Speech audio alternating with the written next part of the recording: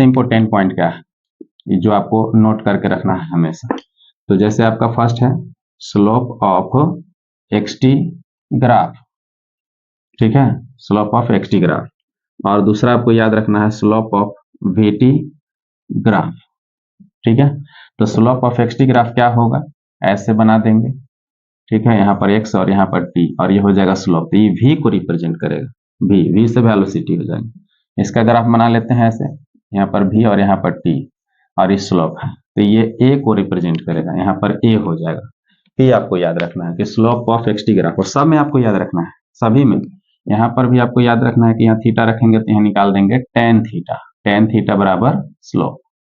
यहाँ पर भी आपको ऐसा याद रखना है इस तरह से कि यहाँ पर भी थीटा रखेंगे तो निकल जाएगा टेन थीटा, और टेन थीटा बराबर स्लोप, और स्लोप बराबर यहाँ पर है वेलोसिटी और यहाँ पर है एक्सेलरेशन, ठीक है। तो इसका यूनिट क्या होता है आपको पता है, इसका यूनिट क्या रहेगा, इसका यूनिट क्या रहेगा, आपको यही मेन पॉइंट याद करके एग्जाम में जाना है। इसका मीटर पर सेकेंड, इसका मीटर पर सेकेंड स्क्वायर, ये बहुत इंपॉर्टेंट पॉइंट है। और तीसरा जो एक और आपको याद रखना है वो इंपॉर्टेंट पॉइंट जो है कि एरिया अंडर एक्सटी में एरिया नहीं निकालना हम लोग, इसमें एरिया निकालने की जरूरत नहीं है। जब भी निकालेंगे तो एरिया अंडर वीटी ग्राफ जो कि इससे निकल करके आएगा, ठीक है, इससे निकल करके आ जाएगा आपको। तो इससे अगर आप लोग निकालते हैं VT से एरिया, यहाँ से एरिया अगर आप निकालते हैं इस तरह से, अभी तुरंत आपको हम बताए हैं, इसको अगर आप निकाल रहे हो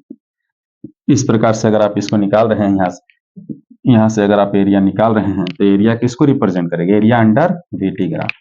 तो जो एरिया रिप्रेजेंट करेगा है ना, तो V इंटू टी, तो ये हो जाएगा डिस्प्लेसमेंट, ठीक है।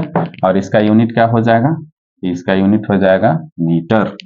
इसी तरह से हम लोग निकालेंगे एरिया अंडर है ना एटी ग्राफ, इसका एरिया निकालेंगे इसमें, यहाँ पर ए और टी। तो मान लो ऐसा ही ग्राफ रख लो आप, यहाँ पर भी एरिया निकाल दो आप, ऐसा एरिया निकाल दो यहाँ से। तो यहाँ से जब एरिया निकालेंगे एरिया, तो हो जाएगा एरिया ए इंटू टी और इक्वल टू हो जाएगा V माइनस यू, क्योंकि आपको पता है कि A is equal to V minus U by T होता है। तो क्रॉस मल्टीप्लाई कर लो, इसे हम क्या पढ़ते हैं, चेंज इन वेलोसिटी। चलिए बस इतना सा आपको याद रखना है, बढ़िया से अच्छा से याद कर लीजिएगा।